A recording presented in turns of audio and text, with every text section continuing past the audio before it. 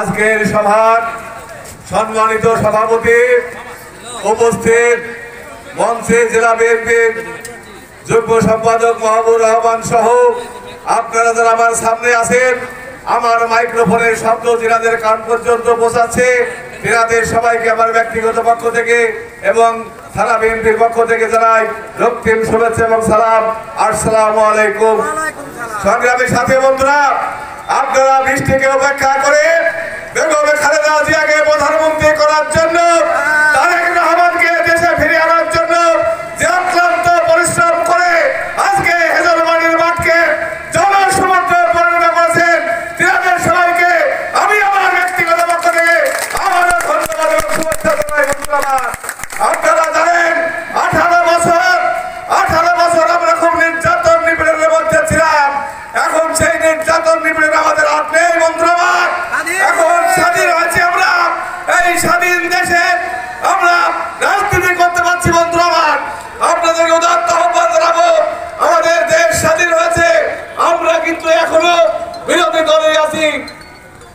আমাদের বিএনপির ভারপ্রাপ্ত চেয়ারম্যান জননেতা তারেক রহমান আমাদেরকে মেসেজ দিয়েছে, আগামী যে নির্বাচন হবে, এই নির্বাচন হবে খুবই কঠিন এবং শক্ত নির্বাচন। বন্ধুরা, এই কঠিন এবং শক্ত নির্বাচনকে যদি মোকাবেলা করতে হয়, তাহলে জাতীয়তাবাদী দল এবং তার অঙ্গ সংগঠনের প্রত্যেকটা নেতাকর্মীকে ইস্পাত করিয়ে যাবে, সমাজের সাথে ভালো সম্পর্ক করতে হবে, যাতে আগামী দিনে ধারা সিনে বলবেন যে পাবে তাকে বিপুল ভোটে আপনারা জয়যুক্ত করতে পারেন। বন্ধুরা, সংগ্রামী সাথী বন্ধুরা, 5ই আগস্ট যে হাজারো দামান সন্তানের, শ্রমিকের, সাধারণ মানুষের রক্তের বিনিময়ে দেশ স্বাধীন হয়েছে, এই স্বাধীনতা কিন্তু এখন আমরা পাইনি।